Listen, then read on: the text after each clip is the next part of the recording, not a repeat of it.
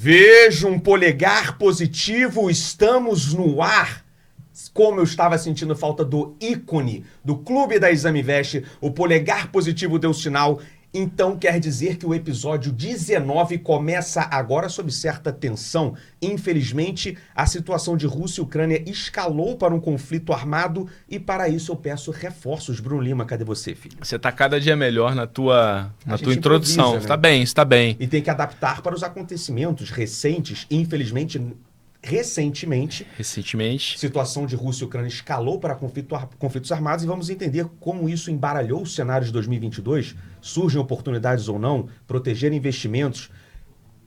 Para isso temos que chamar um convidado especial, mas antes, cara... Prazer inenarrável estar aqui com vocês, mais um Carioca na mesa.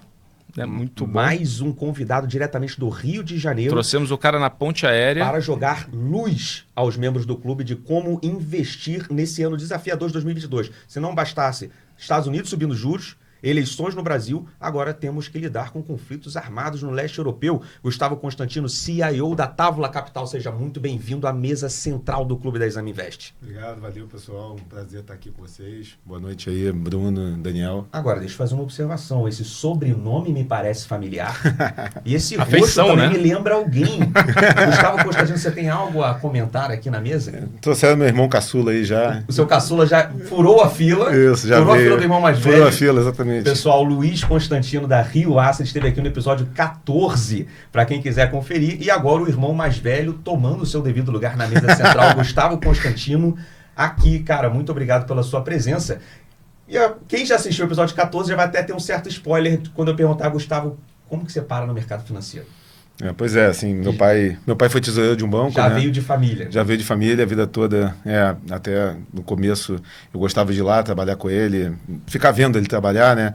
E aí já fiz engenharia com a cabeça de ir para o mercado financeiro, acho que no final a engenharia vai te ajudar, te dar uma base boa de matemática aí e aprender a resolver problema, né? Então já fui com essa cabeça. Quando eu voltei... Desde pequeno você já pôde visitar flor de operação? Não era muito flor, né? Mas era aquela barulheira de mesa. E na época do meu pai era o mercado de open, raiz, né? Era mercado de renda fixa, raiz, era raiz mesmo. Era muito doido mesmo. Mas a bolsa até, o desenvolvimento era pequeno, né? No mercado de capitais era baseado mesmo em juro de prazo curto, né? Então... eu ia lá visitar ele, gostava pra caramba de ficar lá no trabalho dele, já tinha isso na cabeça de realmente fazer já engenharia, mas pensando no mercado financeiro. Pô, perfeito. Imagina o final de semana, né? Depois os dois gestores se encontram no final de semana, né? Para bater um papo, trocar uma ideia. O café da manhã já era o que você compra, o que você vende. Seu pai e seu irmão, cara. Isso até dá briga, porque é difícil. É difícil a gente não falar de mercado quando a gente está junto toda hora, eu e meu irmão. Então, assim, o pessoal manda a gente ficar quieto aí para de mercado, e mercado é chato. Mas nos próximos 40 minutos vamos falar muito de mercado. E, aliás, quando você começa numa baita escola lá no Rio de Janeiro, que foi o BBM, né? Sim, eu acho que eu dei bastante sorte, porque quando eu estava voltando de intercâmbio, eu tinha estudado um ano lá fora, fazendo um curso lá, engenharia, né? Para aproveitar os créditos para cá. E é engraçado, assim, porque tinha uma ex-namorada minha que trabalhava no banco BBM. Ela falou, por que você não manda o currículo para cá? Aí eu falei, mas BBM, o que é BBM? Não conhecia. Perguntei pro meu pai, né? Meu pai, BBM. Bahia. Os caras são bons. Pode ir para lá. Na época era Pactual, Icatu, BBM, Rio, né? Opportunity. E aí o meu pai identificou pelo Bahia. Ele falou, não, Bahia, o pessoal é bom lá. Tá uma geração nova lá. A geração nova da Rogério Xavier, Marcelo Muniz. E aí acho que eu dei sorte que eu fui entrevistado pelos diretores lá e já entrei como estagiário na mesa de cara, né? Então acho que... E sempre já equity? Não, era renda fixa internacional. Tá. No final, estagiário, né? Eu fazia clipping, né, de research, então eu pegava todos os research, tentava resumir, fazia o clipping. Coisa mais inteligente que a gente fazia era uma planilhazinha para pegar a duration dos títulos. Naquela época operava-se a renda fixa internacional, né? Operava-se muito Cibond, Brasil 40, tinha uns títulos do mercado externo, dívida externa brasileira. E aí você tinha que fazer o hedge na Treasury para ficar só no spread daquilo, né? Então aí você fazia o cálculo de duration, qual dos versos tinha que fazer, essa era a parada mais elaborada que a gente tinha que fazer naquela época. Já era para quem chega, já é um... Eu fiquei pouco tempo, eu fiquei uns 9 meses, foi um pouco menos, até uns 6 meses na mesa de renda fixa. E aí logo depois apareceu uma oportunidade na mesa de bolsa. Naquela época não era muito separado, não. O research era feito na mesa mesmo. Então eu comecei como estagiário na análise de bolsa lá. E aí o BBM foi minha grande escola, né? Foram 9 anos lá dentro, né? Desde 2000 até 2009. né? Então, realmente, acho que o aprendizado foi enorme, né? Acho que o pessoal lá todo é muito fera. Foi esse primeiro ciclo de 9 anos. E quando você tem esse contato com bolsa, com esse lance mais de analisar empresas, valor, setor, mexeu mais com você do que essa primeira experiência de estagiário de mais macro internacional, vamos dizer assim? No final, quando eu recebi o convite para ir para a mesa de bolsa lá, eu fiquei na dúvida, porque no final eu tinha a cabeça que eu gostava de renda fixa, acho que pelo meu pai, acho que o mercado de renda fixa é um mercado que tem mais conta e mais precisão, né? No sentido de, eu acho que dá para você fazer uma matemática ali e entender exatamente a taxa de juros. Talvez seja mais quanti. O caminho do juro, né? No final tem um horizonte mais curto que a política monetária, você consegue fazer uma conta, aquilo ali tem que vencer por aquele preço. Você sabe exatamente o que está no preço, né? Você acho que a frase é essa, né? Você sabe exatamente o que está no preço quando está olhando renda fixa. Bolsa, no final, tem tanta variável que afeta, você não sabe se é uma coisa que está pesando para o negócio estar um pouco abaixo do valor justo ou se é outro fator que está fazendo não estar no valor justo, né? Interessante. Mas em que momento você falou assim, não, beleza, vou para a bolsa, mas você foi meio que sentido assim, abriu a vaga, foi embora e tocou... A oportunidade é boa. Essa área de mercado internacional é um negócio com pouca utilização, né? Foi uma porta de entrada, mas é um negócio que nem existia. No final eu entrei ali e no final acho que a perspectiva melhor mesmo é estar na mesa de bolsa, fazer análise. Então, como eu falei, foi bem rápido, né? Foi 6 meses, né? 9 meses depois e a oportunidade realmente era muito melhor, né? Boa. Desculpa. Interessante. Não, imagina, eu queria só explorar do Gustavo, porque depois do BMM você sai e vai pra Gap, né? Isso. E eu vou dar uma de intrometido aqui, porque eu conheci o Gustavo na Gap, quase 15 anos atrás. Eu era estagiário, júnior na área macro da Gap, e ele sentava na mesa de equity e até explorar hoje o projeto dele na Távola, né? Só, long story short, BBM, Gap, aí SPX, aí você sai para montar a Távola Capital. E já iniciar, assim, para você explicar um pouco pra gente, assim, o que é o projeto da Távola, mais ou menos abordagem de investimento que vocês têm, os produtos que vocês têm na casa, eu vou fazer a seguinte provocação.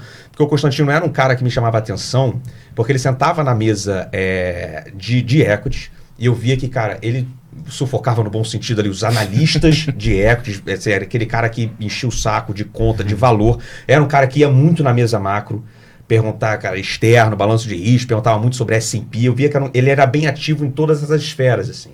Quando você monta a Távola, o que você diria que você está se dedicando mais, assim, essa coisa mais de trading, quais os produtos que você tem, mais de valor, mais de long, como é que você monta a Távola, qual o espírito que você dá para casa ali?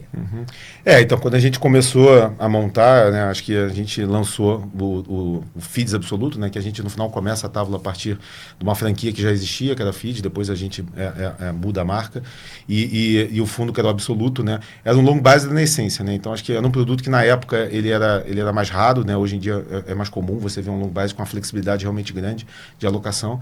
Eu acho que assim, era um produto para a época um pouco diferente, existiam alguns produtos, mas não eram muitos, e a gente tinha uma liberdade de alocação realmente grande, explorava aí, chegou a ter 0 de alocação, acho que o período ali, o fundo abre numa época, acho que tem muita gente que teve essa sorte, assim, né, sorte, entre aspas, de abrir produtos no meio de grandes crises, né, a gente abriu o produto em 2014, na reeleição da Dilma, né, então... Bem em outubro ali. E logo depois o fiscal começa a piorar bastante e a gente vai para uma recessão de 2 anos aí de 4%, né, e então, assim, acho que o grande diferencial que a gente sempre buscou no final você ter uma ancoragem de valor muito grande, mas você ter alguma opinião, né, do ciclo, né, acho que ficar olhando valor e ciclo são 2 pilares que é o que a gente persegue, assim, acho que o ciclo, eu acho que é tentar entender as grandes inflexões, né, não é tentar pegar nenhum movimento de curto prazo, eu acho que é muito difícil fazer isso, eu acho que a ideia é entender se tem alguma coisa que pode precipitar uma inflexão, seja para pior ou para melhor, né, então a gente tenta sempre tangibilizar as coisas, então quando a gente vai fazer um investimento numa empresa, tentar trazer tudo para número, esse negócio, às vezes é muito legal contar uma história, ter uma narrativa e tudo, mas se você não conseguir conectar isso a um número, conectar a um valuation, eu acho que você perde um pouco a coragem de entender quando que isso fica mais caro, mais barato, quando está perto, eu acho que é meio óbvio, assim, meio clichê, mas é tentar ver o distanciamento de valor e preço, e eu acho que aquilo ali é a tua bússola, né, então... Acho que investimento, você tem que ter paciência para ver a sua história sendo contada pelos outros em algum momento, né? Você tem que antecipar, né? Acho que a arte é você antecipar e tentar enxergar alguma coisa que o consenso não está vendo, né? E à medida que todo mundo estiver começando a ver o que você está vendo, provavelmente o preço vai estar se aproximando do valor que você calcula ali. Entendi. E como é que foi o desafio de montar a Távola no 2014, ali no olho do furacão, né? Você estava falando com a gente, né? A Távola tem a FIDS, enfim, que depois vira a Távola, mas a proposta de uma né, uma capacidade de trabalhar um long bias com bastante liberdade, né? Graus de liberdade de exposição. E aí, como é que foi esse período? Né? Porque sempre desafiador você começar um fundo, massa de qualquer coisa. Ano seguinte vem recessão, impeachment, novo governo quase cai, fica, depois uma outra eleição. Acelera para 4 anos, eleição de 2022, que a gente vai explorar também. Mas como é que você inaugurar um empreendimento, não deixa de ser, assim, e ter esse cartão de visita de próximos 12, 24 meses, ser desafiadores, assim, como é que foi para você abrir esse negócio e entregar resultado? Então, todo início é sempre preocupante, né? Você não pode errar no começo. Pois né? Essa que é a aflição. É importante não tem margem para começar com o pé direito, né? E ali no início, como eu falei, era um período que a Dilma tinha acabado de ser reeleita em outubro de 2014, só que a Dilma ainda por cima, então a gente estava com a cabeça realmente, novamente, não é nenhuma opinião que as coisas já estariam dando errado, mas assim, a perspectiva era ruim e estava difícil de fato encontrar bons investimentos se você estivesse confortável com o preço, acho que dado a deterioração do cenário que a gente enxergava à frente, e a gente ficou bem pouco alocado. Né? E o mercado ele costuma sempre testar, né? E acho que o mercado já abriu forte depois, porque a Dilma bota o Levi na fazenda. E o mercado deu o benefício da dúvida. O mercado deu total o benefício da dúvida do Levi. Eu lembro que até fizeram uma piada no mercado, um gestor de mercado, falando que no final colocaram um espião da CIA infiltrado na KGB. Né? Então, era difícil aquele negócio funcionar. Mas, assim, eu acho que o mercado externo teve até uma janela forte, eu não me recordo exatamente os eventos da época, mas teve uma janela forte externa e o mercado aqui continua a andar. E, assim, a gente ficando pouco alocado, e isso é até engraçado, porque fast forward por momento, em alguns momentos mais recentes, toda vez que um alocador me pergunta assim, mas às vezes você está menos alocado, você está tomando pouco risco. Eu penso o contrário, né? Às vezes, quando você está pouco alocado, mas está todo mundo muito alocado, você está tomando um risco maior de ficar para trás da indústria. Ficar para trás da indústria. A descorrelação para cima, às vezes, é mais cruel, né? E ali naquele comecinho era bem relevante a gente não ficar tão descolado assim, mas aí depois, né, acho que a Dilma começa a adotar aí, diversas medidas que vão ficando mais claras, acho que cai um pouquinho a máscara de que o fiscal brasileiro estava indo para o lugar errado, e aí o mercado precipita uma piora. Esse começo aí acho que acabou sendo bem bom, que a gente acabou se diferenciando na largada quando o mercado sofreu bastante ali em 2015, 2014 e 15. Legal pra caramba, cara. E aí, não é só pegar, mas só pra galera também entender um pouquinho esse desafio, né? Como é que foi a performance, né? Porque nesse momento que, quando você tem um fundo com tanta liberdade, né? Às vezes não era normal para a época, né? A gente estava conversando. Normal na época era você ter um long bias com mais ali, né? Isso. Não tantos graus de liberdade assim, até o mais alocador. De 60 para cima, né? 60 a 100, e a gente ia até 0 mesmo.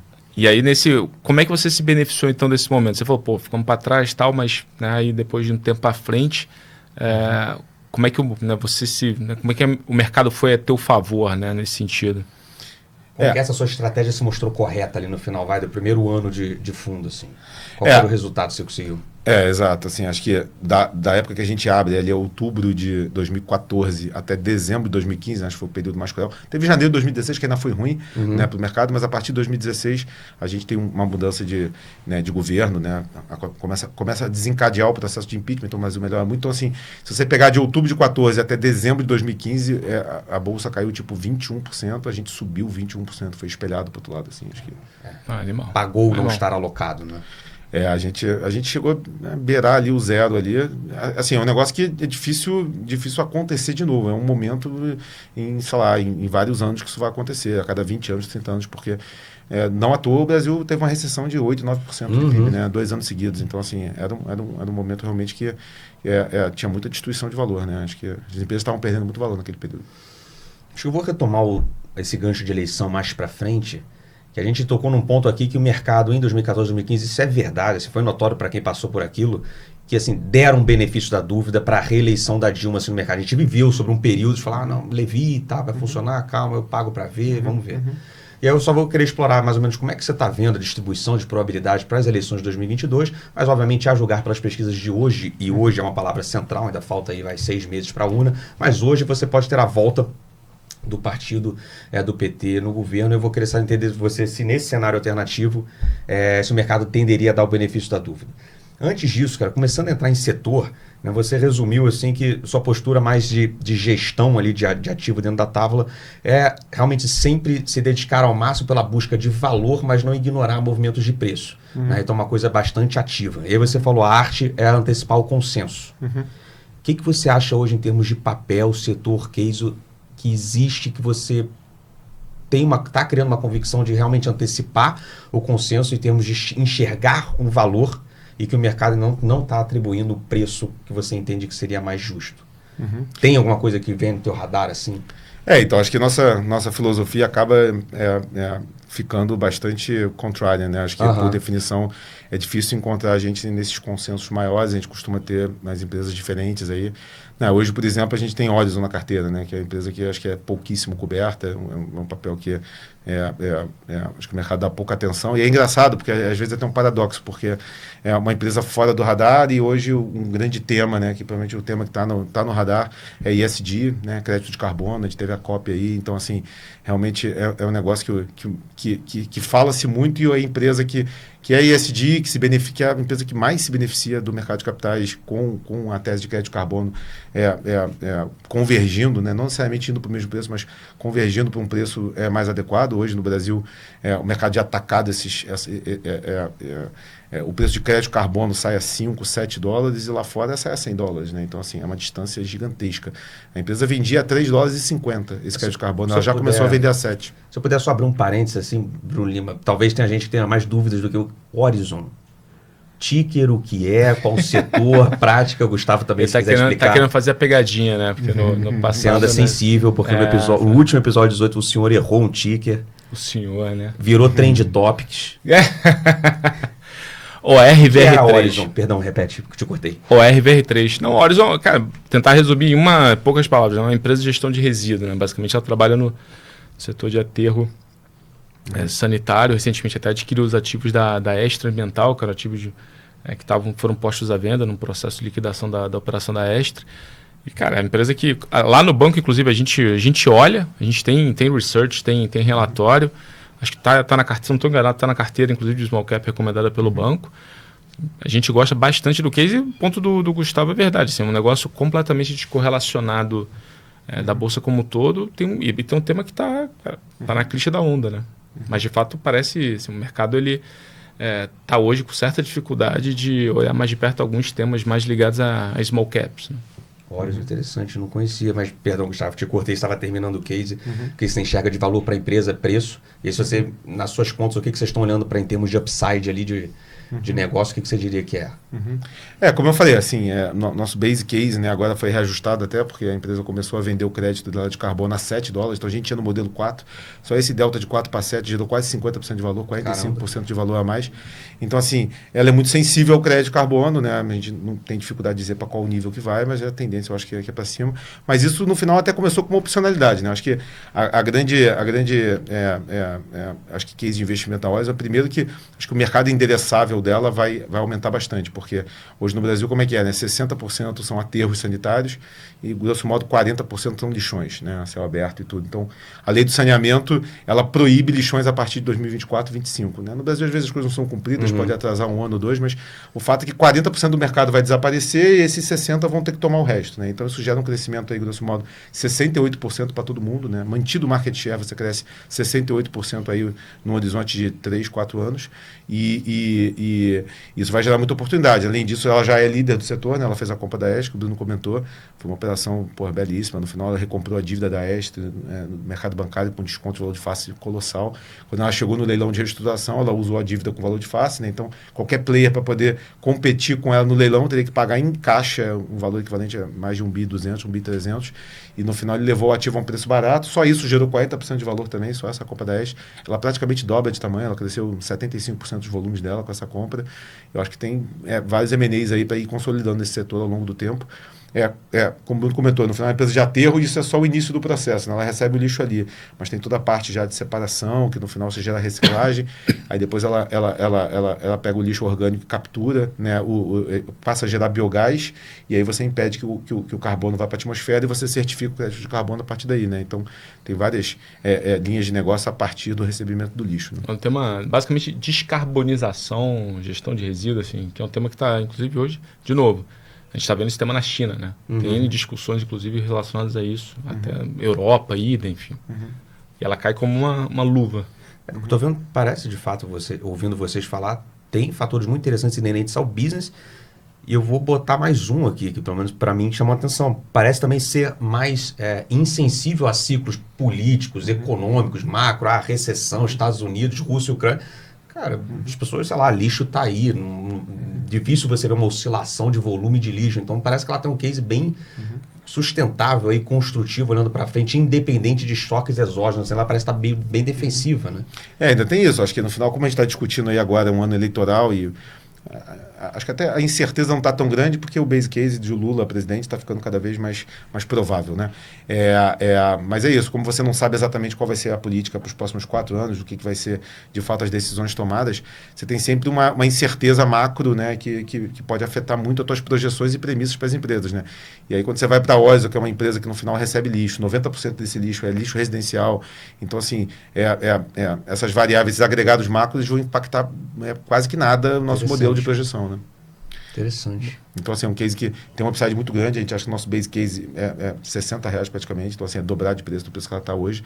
Mas, novamente, como eu falei, é extremamente sensível ao crédito de carbono. Se o crédito de carbono for para 12, 15, 20, é uma turbina, realmente. O negócio impacta... Interessante. Pô, legal, cara. E é o segundo exemplo, desculpa te cortar, só para comentar aqui. Já é o segundo case que a gente discute aqui ao longo do clube, mais focado em SD, mais focado... se não me engano, a Elo Cruz da Stoxos trouxe Ambipar. Você gosta também? A gente tem Ambipar também, né? No final, a gente até foi investidor lá no IPO, participou do IPO, a gente foi investidor âncora no começo do processo. E a Ambipar eu acho até que é uma história mais fácil porque deu certo. Deu certo no sentido, a valorização de preço foi tão expressiva que eu acho que chamou a atenção. Ele quis fazer uma captação primária agora. Ele abriu uma subsidiária dele, a parte ambiental, né? Ele tem duas operações, a parte de emergência e a parte ambiental. Então, ele ia captar na subsidiária dele. E aí acho que até o processo de roadshow para poder trazer investidores, eu acho que deu holofote, deu visibilidade ao case. Então, é uma história até mais conhecida. A gente tem na carteira também uma posição um pouco menor do que a Oizo, mas é uma posição importante também para a gente. Acabou que não aconteceu a oferta, a gente não estava mais no papel, a gente voltou agora com essa correção importante. A empresa passou por uma correção bem forte de preço aí e a gente também gosta bastante. É um setor parecido, mas é outra área de tratamento de resíduos. Ela faz a parte de coleta industrial, ela presta serviço para as grandes empresas e tudo. Você sempre tiver esse perfil meio off-index, assim, né? Meio histórias... Sim. Micro, né? Histórias próprias, sim, né? Assim, sim, vida sim. própria, no fundo. É sempre coisa mais esquisita mesmo. Mas totalmente fora do consenso, fora do índice. Acho bacana, eu tô anotando aqui, cara. Legal, cara. A carteirinha tá sendo montada. A gente tem as coisas mais consensuais. Tem Petro, tem Vibra, tem coisas assim... Lojas Americanas, que agora virou a merda e tudo. A gente tem outras coisas que são mais mainstream, assim, mas tem coisa esquisita aí. Pô, peraí, esse é um ponto bom. Você tem a Mer atualmente? Temos. Esse é uma visão... Foi sofrido, mas acho que agora o operacional, pelo menos, em relação à concorrência, está mostrando... A gente chegou a ser short também em uma outra empresa do setor, então acho que a gente conseguiu economizar bastante, acho que dessa correção que a empresa teve. Mas eu acho que o operacional agora está abrindo uma boca de jacaré legal em relação à competição, pro lado bom, né? Acho que fazia parte da nossa tese. Americanas, né? Eu acho que está acontecendo agora desde a virada do semestre, né? Do segundo semestre de 2021. Acho que o operacional começou a mostrar uma divergência para melhor para as americanas, né? Pô, interessante, porque é bem fora de consenso hoje ter posição em varejo online, né? E normalmente quem chega aqui... Não gosta. Aliás, tá short, né? O setor de varejo aqui tem sido grandes discussões de short. Como o Constantino falou que ele tem um short no setor, eu quero saber qual é. Mas antes disso, você falou que você tem outras coisas esquisitas na carteira, esquisita aqui no sentido de não ser tão consenso, não estar dentro do índice. Qual outro setor que você chamaria atenção aqui, que você tem uma empresa que está fora do radar dos grandes investidores, vamos dizer assim? Deixando claro, esquisito, porque no óbvio, final brincadeira. É pouco visto. Exatamente. Né? Fora do radar, mas assim, a gente tem Bemob, por exemplo. Bemob. A gente tem Grupo Mateus, a gente tem PagMenos, tem Bemob. Bemob, eu acho que assim, no final teve uma safra de empresas, né, que se colocaram como tech no mercado, tiveram uma performance muito forte na largada e depois também teve uma derrocada muito grande, né? E aí o mercado acaba colocando tudo no mesmo baixo. Quando a gente olha para a Bemob, a gente não enxerga uma empresa tech que você esteja pagando crescimento à frente, um múltiplo muito alto. No final é uma empresa que tem um CEO bastante competente, o Pedro Ripper, é um cara realmente de tech que entende daquilo. Eu acho que tem capacidade de gerar muitas ideias para fazer bons negócios. Mas, desculpa, a Bemob faz... A atuação dela. Ela faz um bundle de games, né? Ela não é tá. o gerador do conteúdo, mas ela empacota aquilo e vende. O grande canal hoje são as telecoms, né? Então, assim, é até engraçado, porque no final ela negocia um múltiplo abaixo até dos múltiplos da telecom. É só para botar em contexto que, assim, uma empresa que tem EBITDA, 3,5, 3,8 vezes EBITDA. Então, assim, uma empresa que um terço do market cap dela é caixa. Ela é caixa líquida, um terço do market cap dela. E eu acho que ele acabou de fazer 2 aquisições que foram transformadoras. Isso até que motivou a gente, de fato, a ter uma posição mais relevante. A gente não tinha uma posição importante na empresa. E após essas aquisições, eu acho que eles vão ter muito valor para extrair a partir dali. Uma das empresas eles conhecem bastante. Eles foram fundadores, a M4U, que estava dentro da Cielo. E depois eles compraram também a Tiaxa, que é uma operação na América Latina de microfinanças. Acho que eles vão conseguir fazer bastante coisa, bastante cross-sell. Então, eu acho que no final você está dando... É uma operação que essa parte, né, de games e tudo não é uma parte que você espera um crescimento muito grande, mas gera muito caixa, e aí com caixa você tentar criar outras inovações e ir desenvolvendo outras linhas de negócio a partir dali. Então acho que eu gosto dessa ideia de você ter uma operação estável e isso gerando financiamento para você ter outras iniciativas na mão de um cara que eu acho que vai ser um bom executor para isso. Acho que acabou que a empresa apanhou dentro da cesta de tech, né? Assim, o pessoal foi bateu, tudo no mesmo bando. Bateu no tema tech e foi todo mundo embora. Gerou oportunidade. Exatamente. Acho até que atrapalhou um pouquinho o processo de IPO dela, porque ela saiu exatamente um pouquinho depois de algumas empresas. Então até avaliaram um preço para cima, a gente ia participar, acabou participando do IPO, porque o preço foi deslocado para cima ali em cima, estava tudo dando muito certo no começo, e aí depois veio a derrocada e ela sofreu uma correção forte, tal como as outras também, né? Mas você mencionou de um short. Exatamente. Não podemos eu tô achando muito interessante. Já começamos aqui falando de Ambipar, Horizon, Bmob. Tangente, temos um Americanas aí que também é bem fora do consenso. Long Americanas? Pô, bem fora do consenso. Bacana. Cara. Bem fora do consenso. Falar de short. Não, a gente sempre gosta de falar muito. Tem alguns episódios que já foram bem emblemáticos aqui de falar de short, só de novo, né, pessoal? Posições que você mira realmente a queda da ação, a desvalorização da ação, você opera tentando antecipar uma queda do preço da ação. E o setor de varejo sempre aparece aqui, Constantino. Qual é o seu short no setor, cara? Porque é um setor que, primeiro, já corrigiu e muito. Eu fico curioso porque, assim, ao longo do ano passado, você falar de short, realmente andou muito. Agora, você termina 2021, você tem empresas aí no setor de consumo que caíram 70%. Você teve uma destruição, uma desvalorização ali do papel de 70%. E aí, para mim, começa realmente já chamar atenção. Começa 2022, mesmo com essa correção, com essa magnitude de queda, ainda tem empresa que você está achando que está cara. Quem é? Então vamos lá. No Brasil é sempre difícil falar de short, né? Nunca é natural. A gente até já discutiu isso aqui em um episódio, que não é natural natural falar que está comprado, mas não é natural falar que está vendido. Porque parece que você tem alguma coisa contra a empresa. Exato. E no final nada disso, é só uma discordância de preço. Né? Você calcula o valor, você está vendo que o preço está completamente fora daquele valor. Às vezes está vendo alguma piora de caminho, né? No final aquele papo, né? O consenso espera um crescimento em tais taxas e quando começa a decepcionar, aí as correções acabam sendo grandes, né? A gente tá short ainda, numa posição parecida até quando a gente começou, a gente aumentou para baixo em Magalu, né? Acho que no começo era um preço que estava realmente desconectado da realidade, assim, agora que já caiu é uma empresa ainda cara, a gente ainda acha uma empresa cara, né? Na margem operacional vem piorando, né? Então as taxas de crescimento foram muito antecipadas na pandemia, né? A pandemia você antecipou primeiro a tendência de digitalização, né? Foi um processo realmente de crescimento muito forte.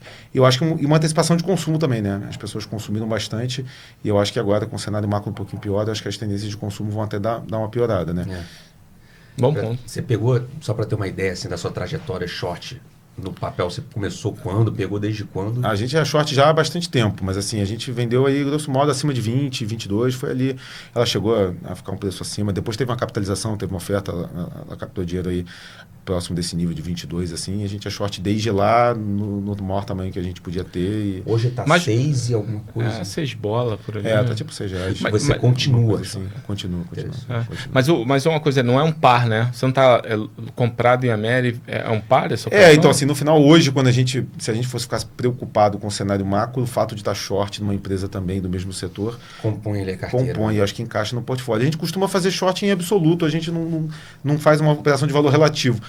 Uma coisa que atrapalhou até a gente em ter posição long antes em Amer é porque o relativo chamava muita atenção, né? Uma empresa quase o triplo da outra, assim, era uma para empresas do mesmo tamanho, né?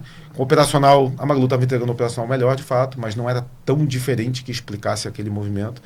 E acho que à medida que começou a convergir o operacional e até passar, aí o mercado teve uma correção, uma diferenciação importante aí nos preços. Acho que o fato de estar short dá um pouquinho mais de tranquilidade para esse cenário macro complexo da gente continuar long, mas são operações independentes. Assim. Interessante. Muito bom. E eu lembro que também você tinha comentado nesse mundo varejo, só para até a gente depois passar para aqueles momentos mais complexos, dramáticos. Eu lembro que você comentou de uma empresa de varejo, né, de drogaria, né, que também é zero. Assim, o mercado hoje está olhando muito pouco o setor que classicamente ele tem a sua resiliência, né, em momentos macro onde você tem mais dificuldade, normalmente o mercado, né, quando a gente olha em perspectiva, até fugia mais para esse setor justamente pela resiliência, né? Hoje está um pouco mais de bola dividida, mas pelo que você comentou brevemente ali com a gente, é uma história bem micro também. Você tem alguns vetores de geração de valor nessa companhia, né? Pode contar um pouco mais dessa empresa para a gente? Então, Pague Menos é uma história que no final era uma empresa familiar, né? Teve entrado um private equity, né? A General Atlantic, e o cara realmente promoveu uma mudança de cultura muito grande dentro da empresa, a contratação de diversos executivos até da concorrência. Então, assim, acho que fortaleceu bastante o time.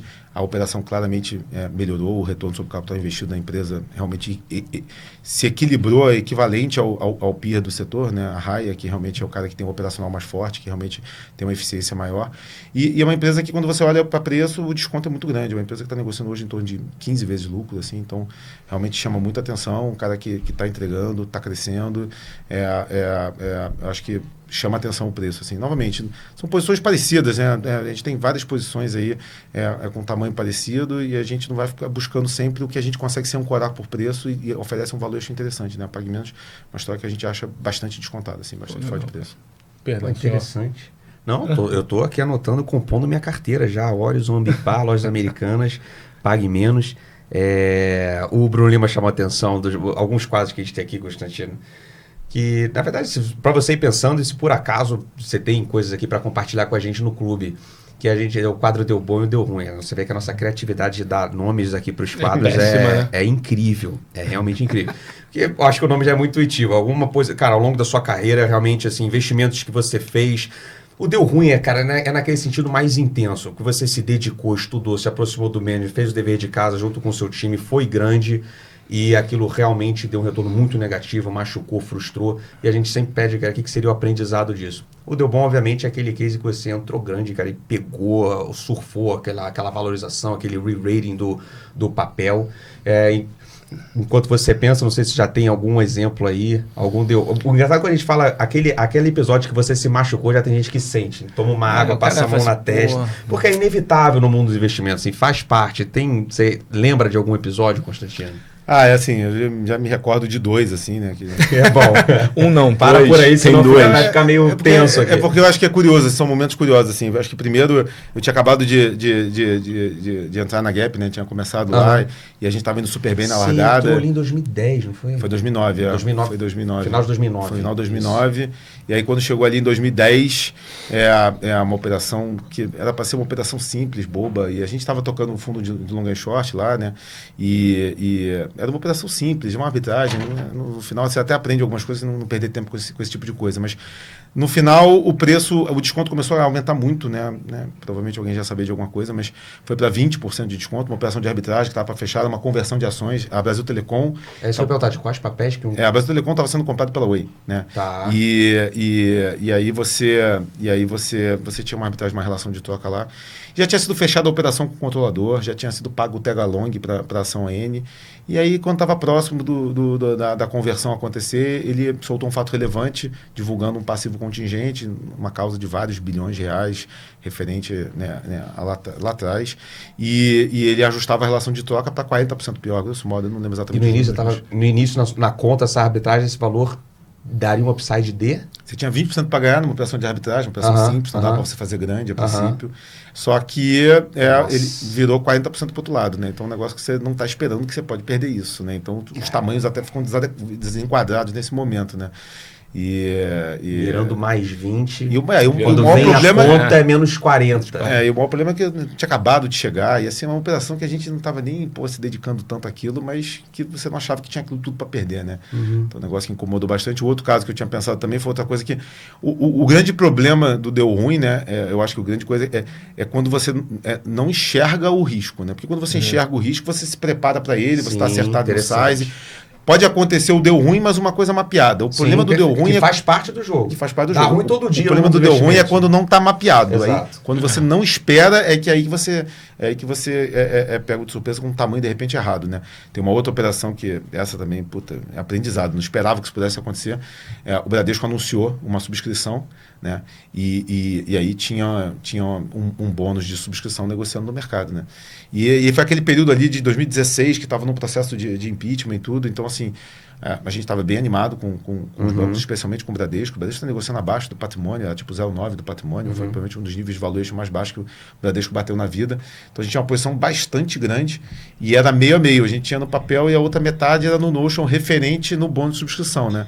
E aí, um belo dia, a empresa cancelou a subscrição. Então, assim, cancelou significa o seguinte, aquilo que você comprou ali na bolsa era um papel de padaria, não vale nada. Não vale mais nada. Cancelou. O maior problema não era nem o valor alocado naquilo, porque tinha um prêmiozinho, o negócio começou a engordar, porque ficou muito in the money, né? Então, o processo de impeachment, como eu falei, já estava sendo desencadeado ali, então as coisas já estavam valorizando, o Bradesco estava começando a ter uma performance muito boa, então já tinha algum valor ali intrínseco já grande, mas o maior problema foi que você deixou de ter a exposição em Bradesco. Sim. Então, assim, eu achava que eu tinha uma exposição e descobri no dia seguinte que eu só tinha metade daquela exposição. Eu queria estar comprado e não estava mais comprado. Então, Você acha que a falha foi subestimar o risco da empresa cancelar a operação?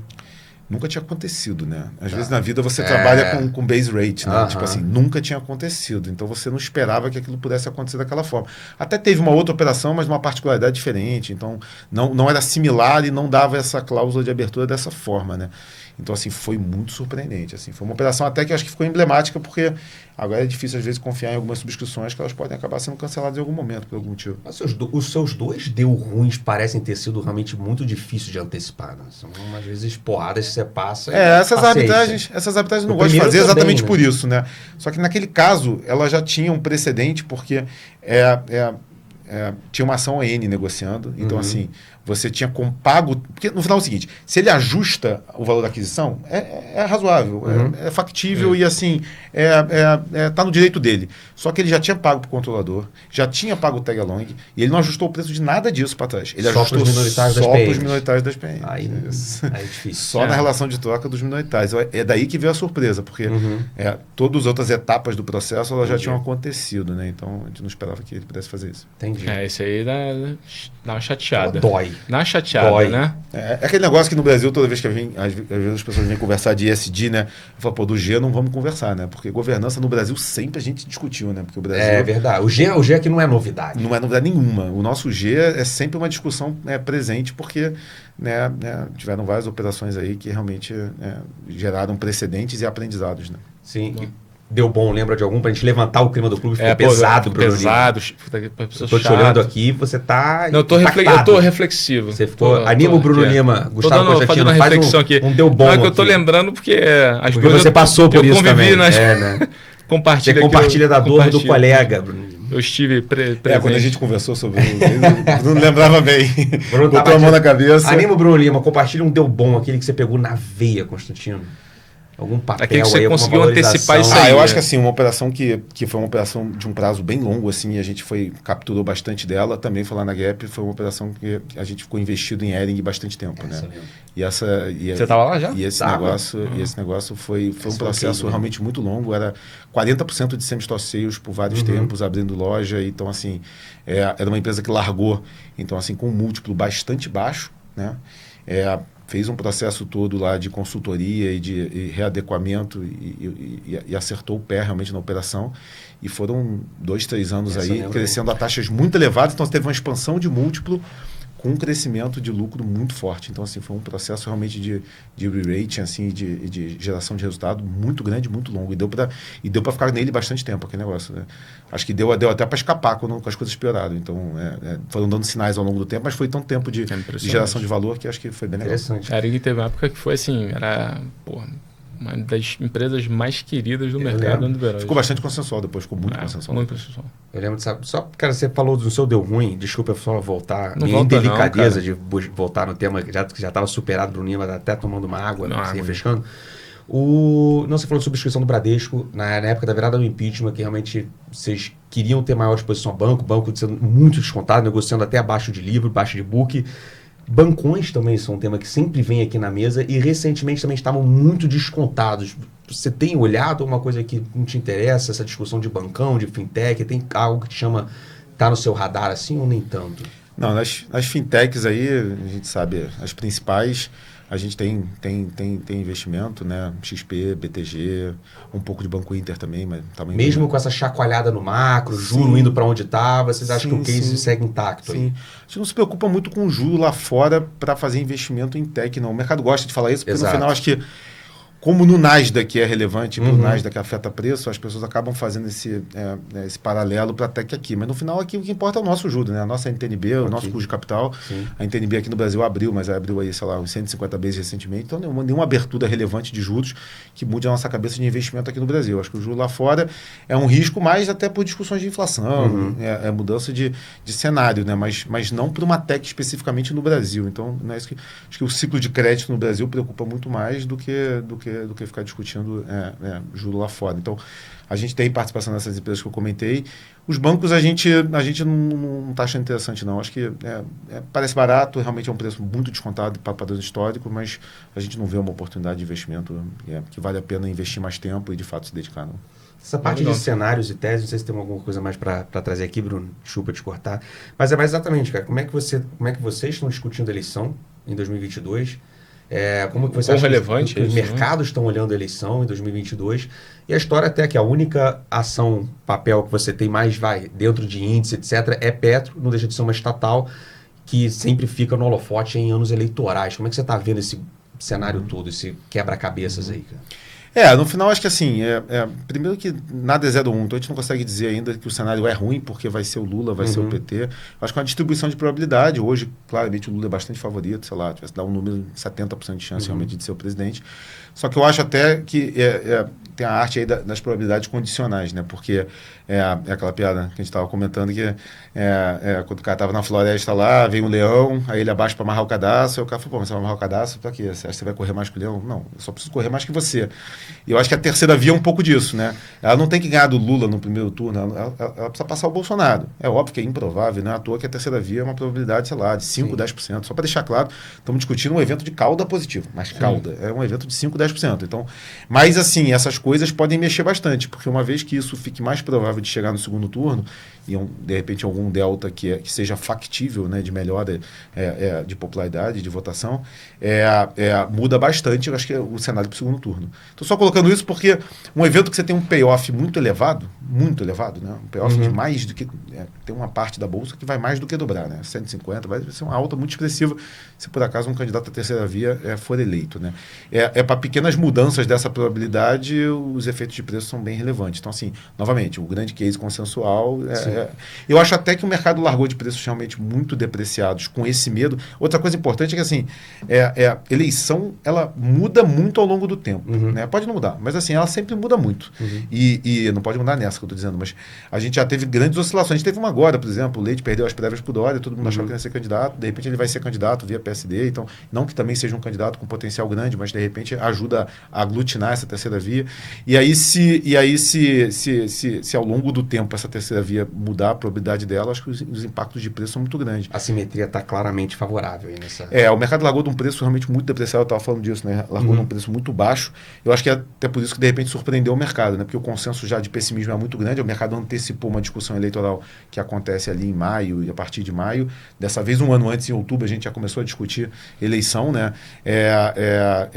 E aí um consenso muito grande que não tem outcome positivo, né? É Lula ou Bolsonaro, e aí o mercado larga de preços realmente muito depreciados, com com uma gordura muito grande de valuation, um consenso, uma posição técnica, de repente, até favorável, porque está todo mundo desse lado, e acho que está surpreendendo todo mundo, até com alta performance em relação ao mundo, né? Assim, é isso que eu queria... Lá fora sofrendo e aqui indo bem. Explorar, talvez, fazer a pergunta difícil, que é a pergunta de futuro. Mas o que você está falando realmente é muito verdade. A gente tem discutido até no início do ano o quão os ativos domésticos, os ativos brasileiros estão surpreendendo positivamente em relação ao mundo. É um mundo que está se chocando com a necessidade aí de aperto monetário nos Estados Unidos, talvez até mais do que a gente tem trazido convidados aqui que acham que pode ser até mais forte, mais juros nos Estados Unidos.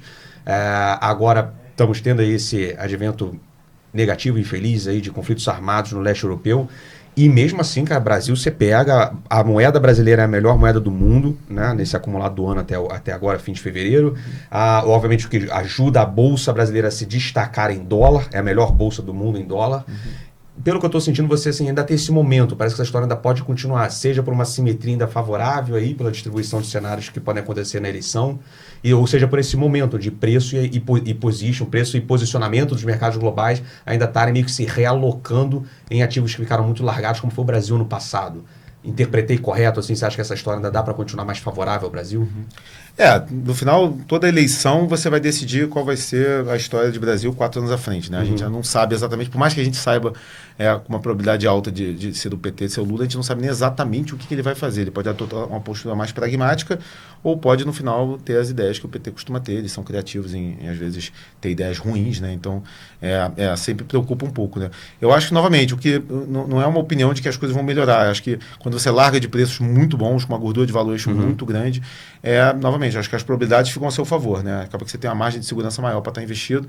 A gente não está otimista com o cenário de Brasil. A gente está achando preços interessantes, empresas boas, a preços muito descontados. É isso que nos dá um pouco mais de conforto para você, de fato, montar uma carteira com uma exposição, às vezes, até maior, tirando a parte do cenário externo que você comentou.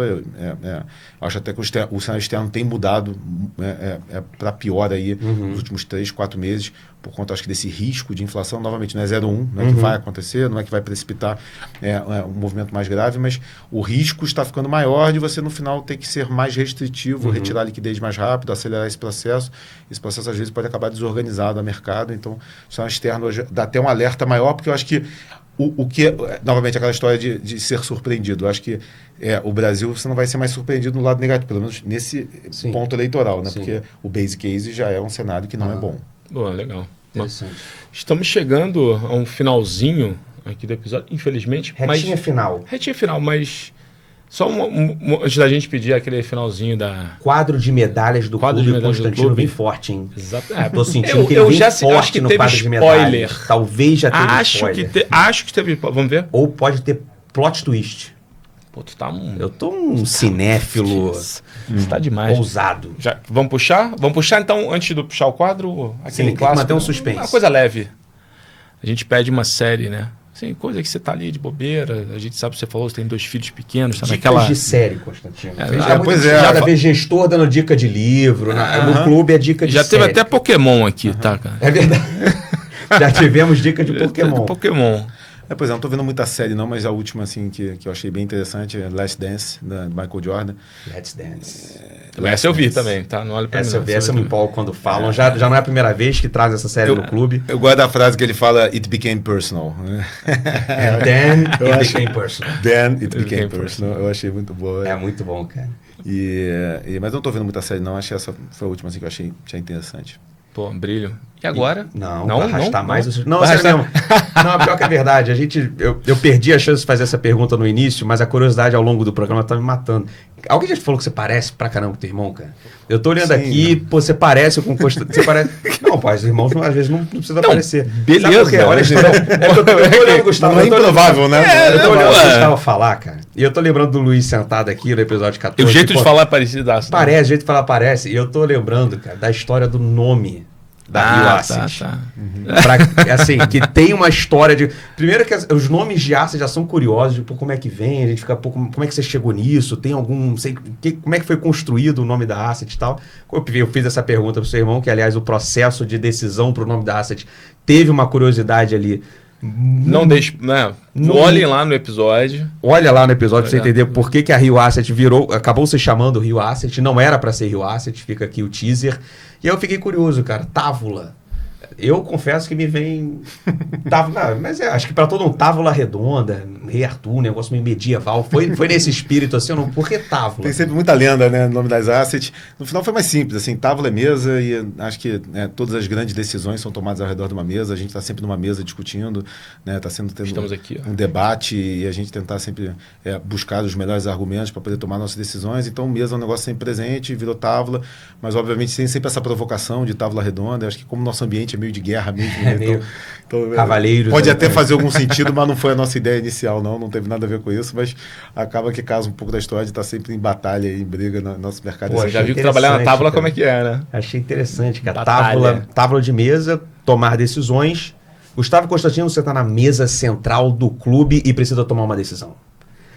Qual o seu papel para o quadro de medalhas do clube? Lembrando, o quadro de medalhas é uma brincadeira que a gente faz com todo mundo que passa aqui. Um papel da Bolsa de Valores no Brasil para você disputar numa janela de performance nos próximos 3 meses. Isso não é uma recomendação, é uma brincadeira. A gente sabe que é ingrato para um gestor que tem que montar portfólios long short, long bias. Vim aqui escolher uma ação, mas essa ação, Gustavo Constantino, qual seria? Para a gente registrar aqui e botar você para concorrer no quadro de medalhas do clube. Então vou botar a Horizon, né? Acho que é um case que a gente tem bastante confiança, a gente tem uma posição relevante da empresa, inclusive, a gente está muito próximo deles há bastante tempo, a gente estudou muito antes da IPO, a gente ancorou a IPO, então é um negócio que a gente... assim, como você até comentou, acho que o risco dessas variáveis macro é menor nela. 3 meses é um prazo muito curto, né? Ingrato. Mas é Horizon. Sabe, o Gustavo já falou que ele é competitivo, falou que vai registrar esse ele negócio tá botando para ganhar. Ele falou, não aceita nada menos do que o primeiro lugar no quadro de medalhas do clube. Só perguntar ali como é que estão os outros, o que o pessoal tá falando. Tiger Bruninho, pra gente registrar aqui no clube. ORVR3. ORVR3.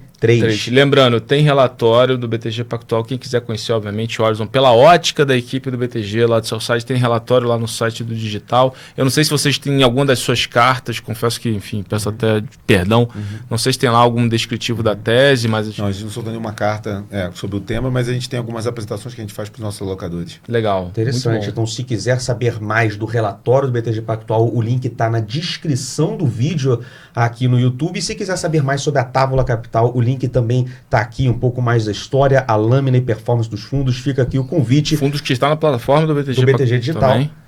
Fica aqui o convite, fica aqui o agradecimento à Távola Capital. Constantino, obrigado por ter vindo do Rio em semana de carnaval, deixar o Rio de Janeiro. Bruno Lima, está sentindo a importância que o clube da Exame Invest está tomando no mercado financeiro brasileiro? Távola do clube. Ele sai da Távola do Rio de Janeiro para vir para a Távola central do clube da Exame Invest no meio do carnaval. Isso é prestígio, eu fico emocionado. Fica aqui o nosso agradecimento, Gustavo Constantino. Obrigado a vocês, foi um prazer ter esse papo aí. Boa noite para todo mundo. Obrigado, valeu. Um grande abraço, pessoal.